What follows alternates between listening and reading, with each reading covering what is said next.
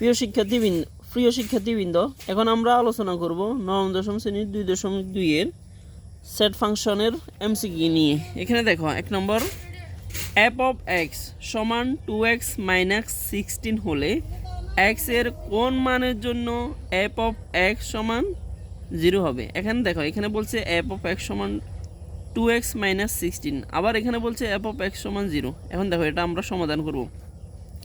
তাহলে 2x minus 16 equal কত? 0। তাহলে দেখো, এই 2x মাইনাস 16 16 দেওয়া আছে ওভাবে সমান সমান 0, বা এখানে দেখো একটা সংখ্যা আর একটা কি বর্ণ, তাহলে এটা রাখবো আমরা এক পাশে, আর শুধু সংখ্যাটাকে আমরা সমান চিহ্নের ওই পাশে নিয়ে যাব। তাহলে এটা এদিকে ছিল মাইনাসের, এদিকে গেলে কি হবে? প্লাসের। সমান চিহ্নের আগে কোনো চিহ্ন নাই মানে এটা কি প্লাস হয়ে গেছে। আগে ছিল মাইনাসের, সমান চিহ্নের এ পাশে ছিল, বাম পাশে ছিল, এখন চলে গেছে সমান চিহ্নের ডান পাশে, এই জন্য এটা হয়ে গেছে কি প্লাসের। বা এখান থেকে শুধু আমরা এখানে বর্ণটাকে রাখবো। দেখো, এই এক্স হচ্ছে বর্ণ আর 2 হচ্ছে সংখ্যা। এক্স আছে, এক্স লিখছি, সমান সমান 16 যেভাবে ছিল ওইভাবে লিখছি। শুধু এখানে এই সংখ্যাটা সমান চিহ্নের ওই দিকে গেলে, এটা এদিকে গুণ আকারে আছে, দিকে গেলে কি হয়ে যায়?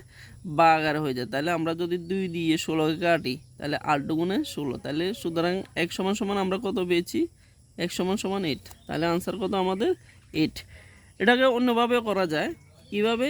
এটা হচ্ছে কোন মানের জন্য 2x মাইনাস 16 হলে x এর কোন মানের জন্য f of x সমান 0 হবে। এখানে মানে যে অপশানগুলো আছে, এই অপশানগুলো যদি আমরা এখানে বসাই, দেখো এই 2x মাইনাস 16, 2 একটা সংখ্যার বর্ণের মাঝে কিছু নাই মানে গুণ চিহ্ন, এখানে যদি আমরা এটা বসাই, দেখো মাইনাস আছে, মাইনাস 16, দেখো 8 গুণে 16 মাইনাস এখানে 16, এই 16 কাটা, তাহলে 16 কাটা গেলে আর কি থাকে? 0। মানে 16 থেকে 16 গেলে আর কি থাকে? 0।